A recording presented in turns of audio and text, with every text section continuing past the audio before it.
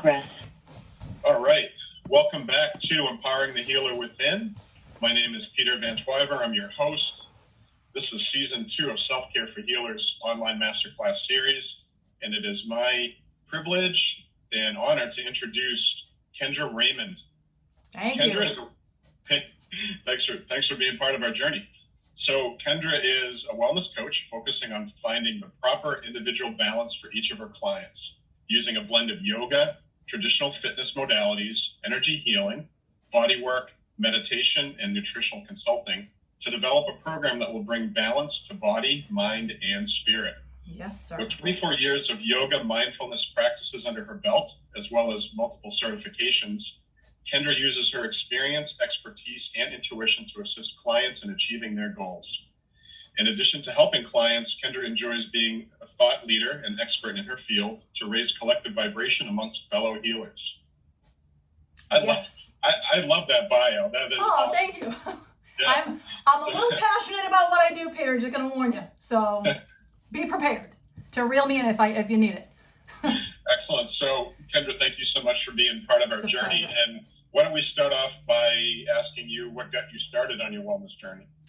Well, I'm a recovering type A, high functioning anxiety human being. It's a daily struggle. I was a gym rat for years. I cope with stress by moving. It's a high functioning anxiety thing. I either clean or I go to the gym, and I was going to the gym, 2, sometimes 3 hours a day, but I was not, and I didn't know this till later, I wasn't moving mindfully. I was plugging in the headphones, just kind of zoning out on a treadmill or lifting weights to music. There was nothing mindful about it. I didn't know that at the time. Back 1997, 98, there was one yoga studio in the North Shore, and it was Bikram. But of course, I didn't know any different. So I got so hooked. I went to one class, and I've literally not stepped foot into a traditional gym since then. So yoga, what it did for me is, if you're not familiar with Bikram, super hot, very intense, 90 minutes. It was the type A person's dream. I could go there, I could sweat, I could kind of kill myself a little bit, but I felt amazing. Nobody was talking to me. Nobody was looking at me. Nobody wondered, whether or not they could hit on me while I was lifting. It was just like, it was bliss. And it got to the point where I was going 4 or 5 times a week. And then I got pregnant with my son, and 105 degrees and 45 minutes of prone work on the belly was not really conducive to pregnancy. Not certainly in my world. So I started to practice a little bit on my own, and I just really found that even working out at home, my son was very colicky. So I would have to put him on me and wear him and move just to stop him from crying. But what it did for me was it allowed me to tune into my body, especially postpartum when everything's a little bit looser, and it started me thinking about why something might hurt in my body, not ignoring it and pushing through the pain. I was that person for a really long time. Breathe through it, push through it, no pain, no gain. That's not the way I operate now. I mean, it's taken me a long time to get there. And sometimes it depends on the day. But I was experiencing panic attacks.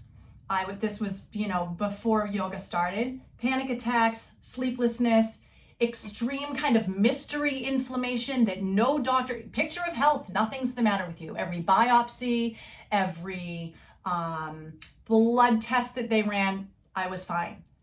And yoga is what led me to all of these alternative ways to care for myself. All I knew at the time was go to the gym, don't eat a lot of crap, and go to the doctor. And while I am a very big fan of Western medicine, I am a huge believer now in Eastern and Western working together to create this kind of perfect balance that we need. And yoga was the catalyst for me. I started my teacher training. As I said, my son was colicky, and I remember just rocking him. He was 3 months old, 3 o'clock in the morning, thinking, oh my God, I'm literally never going to have time to myself again, and crying. And that was the night that Me Time was born. It was like, I just want my time back. Someday I'm going to like own a gym and it's going to be called Me Time Fitness. And then, over the years, as my kids grew, I went, no, it's yoga. Because when they grew up and I got to get back to my mat, even with just DVDs, I found that peace again. I found that, oh, my back kind of hurts. Maybe I shouldn't be lifting today. Where prior, it was just push through it.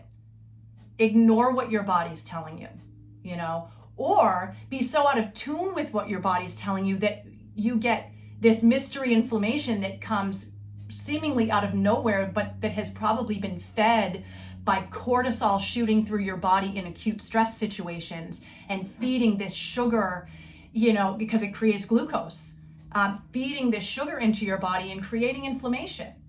And only through time and practice and dedicated self-care, really, have I discovered what moving mindfully means to bring balance to every piece of me.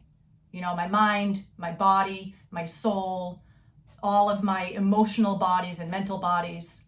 So yeah, it's been an outstanding journey. And my yoga teacher training back in 2009 I said to myself, if I never teach a yoga class, my goal was to teach, but if I never teach a yoga class, this will teach me how to be a better version of myself for, at the time, my 4 and 7-year-old. Don't fly off the handle as much, figure out how to walk away a bit, take some time for myself every day. Those things were critical in raising preschool age and then grade school age kids with all that comes along with it. And I will say this, now that I have an 18 and a 16-year-old, the mindfulness piece has been even more important. So, because now they're like adults and they question me and, they can use my own logic against me. It's really disconcerting. But, sometimes, yeah. Yeah. So it has been, I was introduced in my teacher training, I was introduced to cranial sacral work, which had I known that was even a thing back when my son was colicky, I probably could have helped him and me quite a bit. But, hindsight's 20/20, we made it, we're fine. But what I love now is to be able to be a resource, whether it's my work, the energy work, the meditation, the movement, or my being able to say, I'm out of my depth, but I know a practitioner who could help you in this area. And my own self-care journey has been really exploring any modality that sounds interesting. Some of them don't really resonate with me. That's fine. Others do, and I'm hooked. I go to acupuncture once a month. I have a massage twice a month. I float. I don't know if you've ever done float therapy. Delightful. My family thinks I'm a nut job, but I don't care because it is just pure peace for 90 minutes once a month. And I know it sounds very indulgent, but when you are dealing with other human beings' energy all the time in a very highly professional way, like what we do it's a privilege to work with other people's bodies and their energy. And we need to take care of ourselves as healers so that we can provide our best work to not only our clients, but all the people that we interact with. That's, kind of the end game. We're all going to end up in the dirt, so we may as well get there holding each other's hand, right? Right. So, I guess what brought me there was high functioning anxiety, that I was doing what I thought would make me well, and I was making myself sick. I was breaking my immune system down. I teach anatomy for a lot of yoga teacher trainings now. And primarily, I know what I know about anatomy because I've injured almost every major joint to the point where I've needed, not surgery, but PT. So I understand these fine mechanics, teeny, subtle little movements where if you cue the pinky toe edge of the foot to move a certain way, you feel the stretch entirely differently. And that's what moving mindfully is. It's the subtleties that you can start to tune into when you're kneeling down weeding your garden, or you're hunched over in your quilting. Open up the chest, understand why your posture might hurt your back, those types of things. So for me to bring any aha moment to one person at a time, a classroom full of people, it's my only goal. Just more awareness, Thanks. Yeah. So go ahead. So, so you had mentioned balanced wellness. Yes. Can you tell me more about that? Yes, absolutely. So, that's kind of, I don't know, I coined the phrase. It's just something that I use a lot with my clients, because they see me and they think, hey, can you help me gain muscle? Can you help me lose weight? Can you help me calm down? Of course I can. The answer is yes, yes, and yes. However, I consider us to be this square inside of a triangle. And the square is the four bodies: the physical body, the mental body, the emotional body, and the spiritual body. And that is within the triangle of body, mind, spirit. So mind is like the mental, emotional piece. And if we can get to the root cause of what is creating weight gain or weight retention that we just can't get past, and we can break through those blocks, whether they're physical, mental, emotional, we can create progress. So one of the things that I do with my clients is, if I can't take them on as a weekly private session, for example, I will sit with them for 30 to 60 minutes and give them a consultation. We'll talk about what their health goals are, whether it's lower cholesterol, lower blood sugar, blood pressure, or lose weight, gain strength, tone up. We go through all of that, and then they hit my table, which is not here right now, and I just sit and I tune in with them. And I start to understand, okay, we might be dealing with some residual heaviness in the heart. And that allows me to be guided to create a plan for them.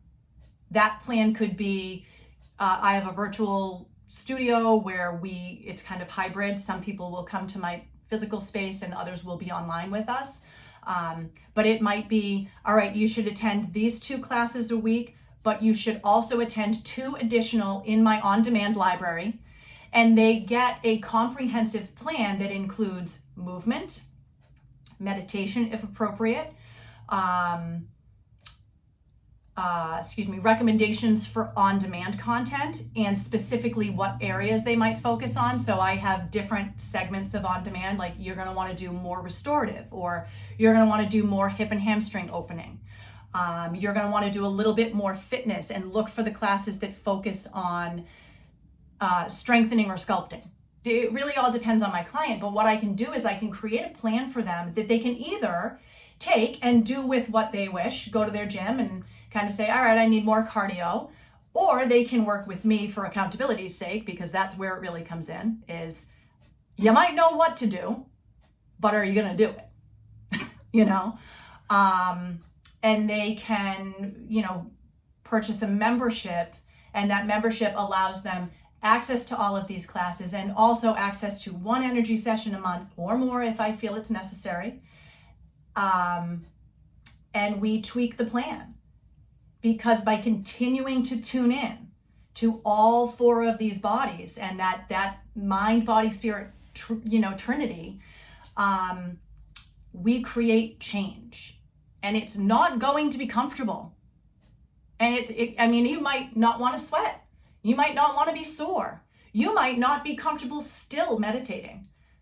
But comfort isn't going to create change. And so my job is to allow you to understand and look forward to discomfort. Another phrase I use all the time, very specifically in yoga and very specifically in pigeon pose, which is a hip opener, if you're unfamiliar with it, is therapeutic discomfort. So I don't want anybody to be in pain. Pain is part of life, but I don't want to create pain in our work. I want to create enough discomfort to create small changes that you'll look back on 6 to 12 months later and go, oh my gosh, 12 months ago, I didn't even understand what flexion and extension of my spine meant. And there are times where I'm at that level with people. And there are other times where people are very body aware, but they don't live inside their bodies at all. They're not present and mindful in the way that they move, you know? So you in your work, I'm sure you see imbalances, physical imbalances all the time, created by whatever it might be. And you and I both know that there's an energetic piece to that. And if we can bring all of it together, it's crazy powerful work. I've done it for myself. And so it's just this very exciting, passionate thing for me to be able to do it with and for other people. You know? Sounds great. Yeah. Can I ask you a question though? Can you explain the physical, mental, emotional, spiritual bodies? What does that mean? Yes. So physical body is probably self-explanatory. So physical body for me, again, recovering type A, but also recovering eating disorder. I had disordered eating in my past all through high school. And that is a mindset that I'm 48 years old and I'm, there are still times where I struggle with dysmorphia. Not significantly because I understand what it is. I know what the signs are, but I was thinking if I look healthy, I'm healthy. But if I'm having panic attacks, okay, my mental body and my emotional body is out of balance somewhere. Something is creating a forced look into the future to try and predict things that I have no control over. And that's anxiety. Or a forced look back at the past to try and change things that are impossible to change, which will create depression. So just because I might look, athletic or toned or whatever the case may be, it does not mean that everybody you see at the gym is the healthiest version of themselves. So, and then your spiritual body, whatever you connect with, it doesn't have to be going to church every day. It could be meditating. It could be going out into nature and just having a nature walk and connecting with something that is bigger than you. We have to get out of us and in this world that we're kind of living in right now. It's so important to have people connect back to something that's bigger than them. And my yoga community really is that for me. I mean, I was born and raised Catholic. I went to a Catholic college. My dad taught at a Catholic school, as you know. But for me, it is about connection. It's about finding something that lights you up. That spiritual piece lights you up. And it helps you to know that something out there is bigger than you and is bigger than your worry about what is to come or your worry about what has been. And that can help balance your mental and emotional bodies. I mean, your physical body, honestly, can kind of come last. I know that sounds, I came to this work physically because that's how I know to do things. I still have to work really hard on my meditation practice, but it's a practice for a reason. So every day I find time, that kind of, I call it the holy trinity of wellness, mind, body, spirit. It's really important because we may feel great, but there's going to be something that if we're not addressing it will break us down and we may never see it coming. It might just kind of, and I'll use this example. My mystery inflammation, it was a very long story, but basically over years, I was experiencing acute or chronic stress, because I worked in advertising. So I was pulling like 70 to 80 hour weeks, right? And it would shoot cortisol into my system. Cortisol creates glucose, which is a sugar. Sugar feeds yeast. We all have yeast in our system, and it creates inflammation and imbalance, right? Like if you put yeast and you pour sugar on it, bread rises. Think about bloating, inflammation, what that might do to joints. And if you don't know that it's happening, ultimately your body is going to scream at you, perhaps in the form of an autoimmune condition because your immune function is so low and you might not even know it. Or perhaps tissue gets inflamed. You treat it with just prednisone because nobody can understand what your issue is because all your blood work is fine. And you treat it with prednisone, but nothing on the inside has changed. So your body's going to scream at you again. And if your cells begin to mutate because of it, you're now looking at things like, real illness. I'm not saying that, cancer is caused by inflammation, but cell mutation can be. And so being mindful about the way that we walk through life, all aspects of our life, it's critical to keeping us well for ourselves, well for the people we love, well for the people that we work with and for, especially in our industry. And I guess more importantly, if we are well and we become passionate about our own balanced total wellness, that's going to allow us to do our work for longer in this life, which will help raise the vibration, and we're going to leave this place maybe a little better than we came. At the very least, perhaps leaving a legacy behind us of other people who will continue to raise that vibration. So, yeah, so that's kind of it, I guess, if that answered the question. Yep. So it sounds like your focus, so to you, wellness means balance between physical, mental, emotional, spiritual. Yes, sir. You got it. That is absolutely right. And I'm not saying that 24/7, 365, I am balanced. I always say yoga teachers, we just went to the special school for crazy because we recognized that we needed something, and that, it gave us like the advanced class in helping ourselves. Mm-hmm. So you look at your yoga teachers, or I always did, and I used to think, I just want to be Zen like them. I mean, please, you should talk to my kids. I'm not calm and balanced all the time. Very far from it. My dad has always asked me when I'm going to calm down 24 years into my practice. And I'm like, hey, I'm still here and nobody's been hurt, so we're okay. Progress. Excellent. Yeah. So do you have a technique that you'd like to demonstrate that'll help us get into balance? Yeah, I would love to. So this is kind of, I'm going to push myself back so you can see.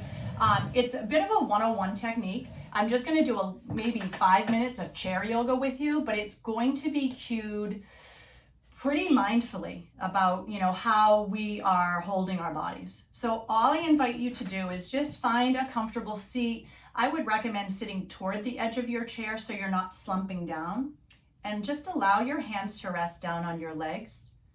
Close your eyes gently.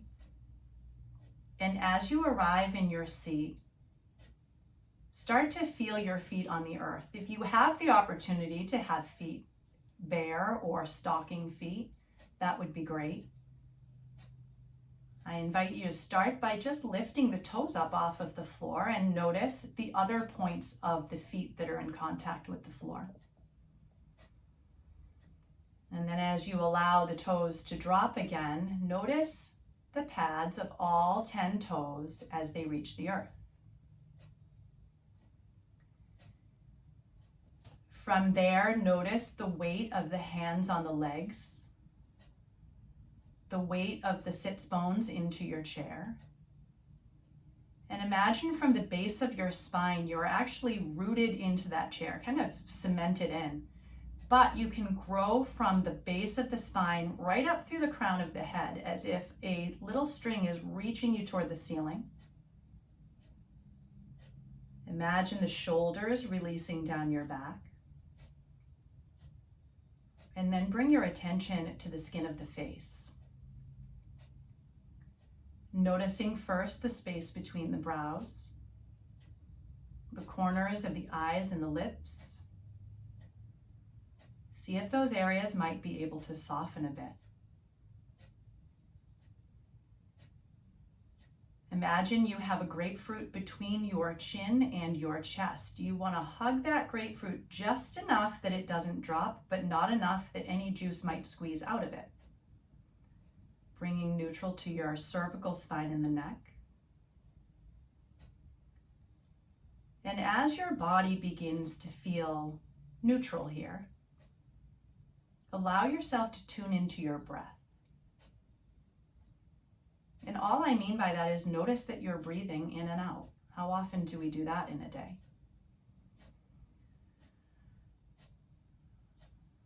Notice if your inhale feels a bit shallow. Notice if your exhale feels a bit shallow.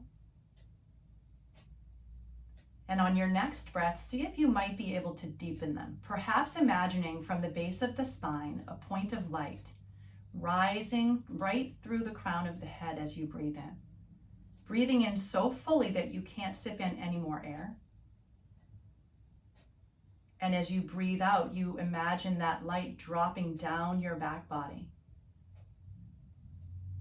and melting muscles around bones as the breath releases. Fully empty.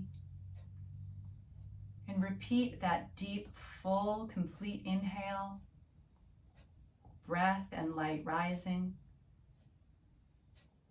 Full emptying, exhale. Breath and light releasing and melting. The mind will wander, it's natural.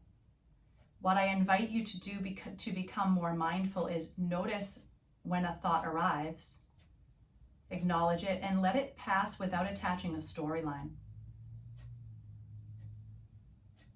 And then simply return to the breath and the light.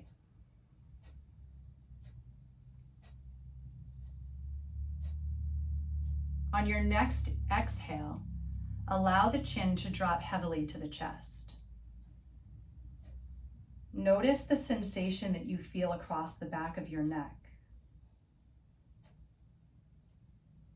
With every exhale, see if that head will drop just a bit deeper, maybe even just a millimeter.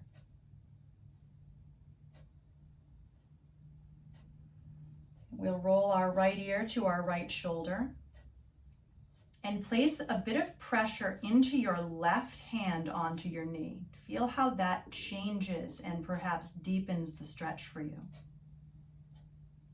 Allow your breath to bring you right to the left side of your neck.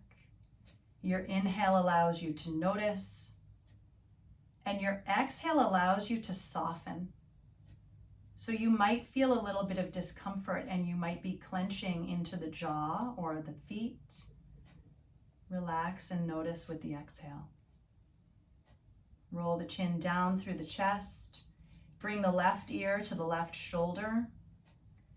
Putting a bit of pressure into the right hand. And again, allow your breath to help you notice here. Inhale, where is the sensation? Exhale, where are you holding tension around the sensation?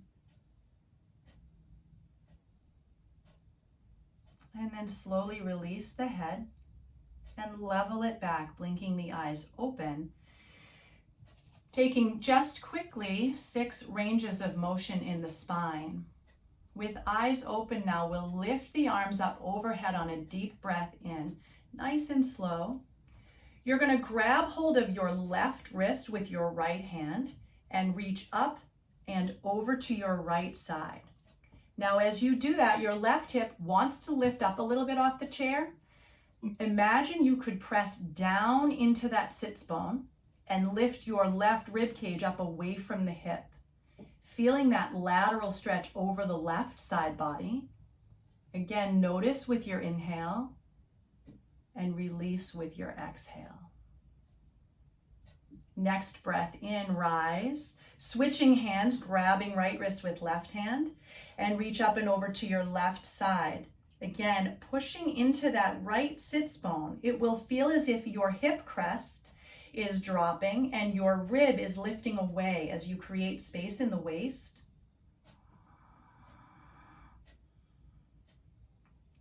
As you inhale, you'll rise up.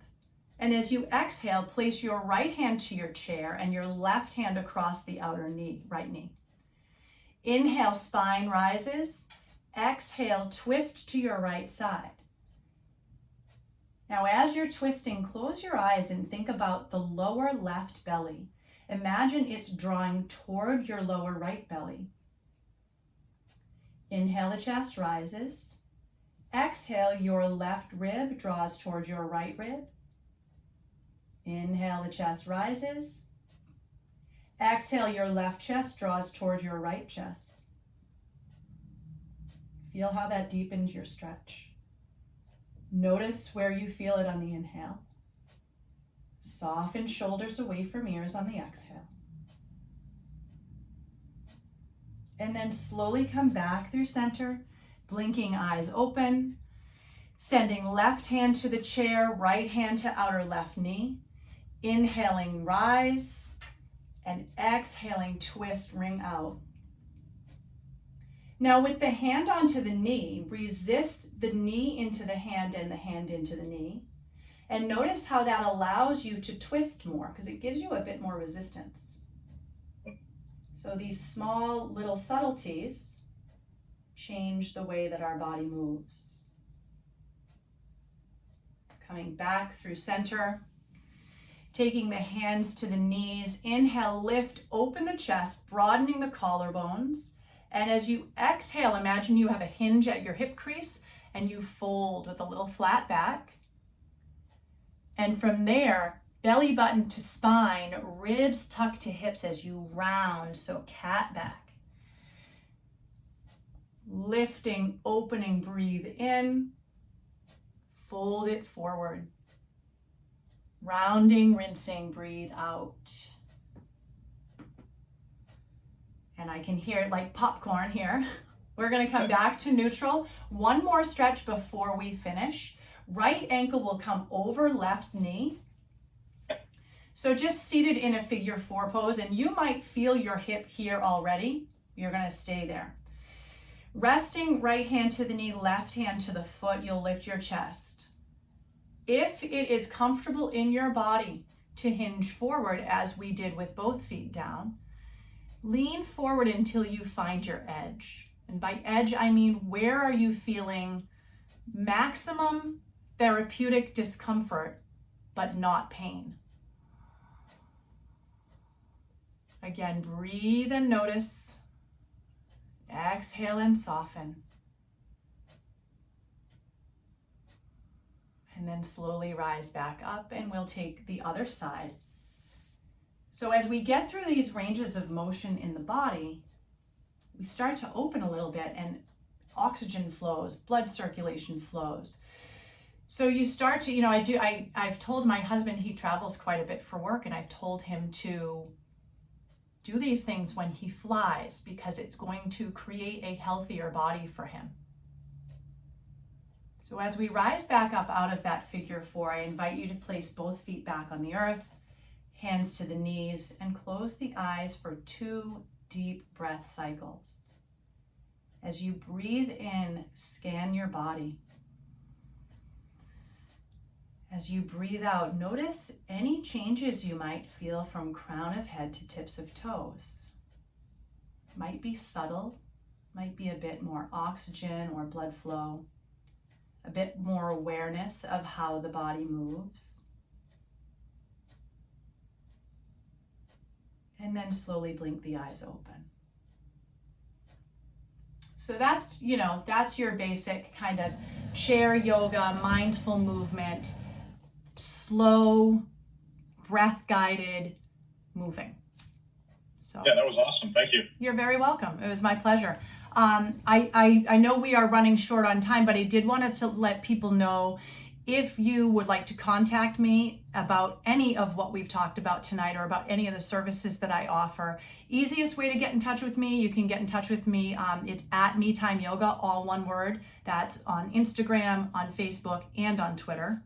So MeTime Yoga, METIMEYOGA. The other way would be my cell phone number, which is 978-766-0365. If I don't answer, my voicemail is my professional voicemail, so you know you have the right number, but that's a text number also. And for anybody who's attending the summit, I would like to offer them a free wellness consultation. That will be anywhere from 60 to 90 minutes. It will include a discussion and some energy work to tap in, as well as kind of an abbreviated plan that they can either take with them or work with me. If that does not appeal, they are offered a 50% discount on any of my energy services, which I often actually couple. So, for example, my daughter asked for Reiki last night. I got her on the table, and I realized she needed more than just Reiki. She needed some IET work, which is an integrated energy therapy. She needed very specific points to be lifted and moved. I worked with my pendulum a little bit to help me understand where blocks were. Is this the hip that is painful? Am I, what the pendulum does is it just guides me and corroborates what I'm thinking. Is this the hip that she's having pain in? Is it the psoas or is it the TFL? Using my anatomy. And then when I figure out what it is, doing some Thai body adjustments on her that will help alleviate the physical pain as the energy work lifts and removes the emotional pain that she's, at 16 dealing with. So. Oh, very, very cool. So yeah. Do you work with people online and in person? Yes, I do. Yep. In fact, COVID was actually a very smooth transition for me, because for many years, I've been teaching for about 11 years now. And my Me Time yoga and wellness practice is that I work, generally speaking, I work one-on-one with people, okay? But a lot of times, if a child is sick, or if one of my clients is like, hey, I have a cold, I'll say, if you want a session, we didn't have Zoom at the time, but we would FaceTime a session, and I would guide them through a meditative practice that would help bolster their immune system. You don't have to work out with me every time you meet me. There are some times where I go into a client's house and I have a full plan in place. I'm going to kick their ass for 20 minutes, and then we're going to do yoga for 20, and then they're going to get Reiki for 20. And I get there and that plan gets blown to hell, because that's not what they need in that moment. And what's been beautiful about bringing the energy work into my practice is it really helps me read what is most appropriate. And so we develop over time this kind of trusting relationship. You may think you need to sweat today, but let's see how you feel if we start with 20 minutes of meditation. And then if you want to move, great, we'll go ahead with that. But let's tune in first. So yeah, but I work online frequently. Energy work, and the only energy work that I need to practice in person is my Thai body work, because it's a hands-on kind of assisted stretch. It's almost lazy man's yoga. That's what my teacher called it. She said it's just this assisted stretching, and it's amazing, and it shifts energy in your body. But IET and Reiki can be done via distance, and there are often times where the sessions are more powerful for me in that way, because I'm not getting blocked by somebody going, I don't know what this is. Their energy is a little bit more open if we're working from a distance. Sounds good. Yeah. So kind of anytime, any place, options. It's great. Excellent. I love it. So thank you so much for your time. I appreciate you. Thank you for having me. It's a pleasure to talk about this stuff. Yeah, I can tell that you're very passionate about it, and I'm sure your clients benefit greatly. I hope they do. So just keep on keeping on, But I hope that this has been helpful for people, and that even one small piece of it might resonate and help them along their journey. Sounds good. And I'd also like to thank the audience for being part of our journey as well. And until next time, be well. Absolutely. Namaste. Thank you.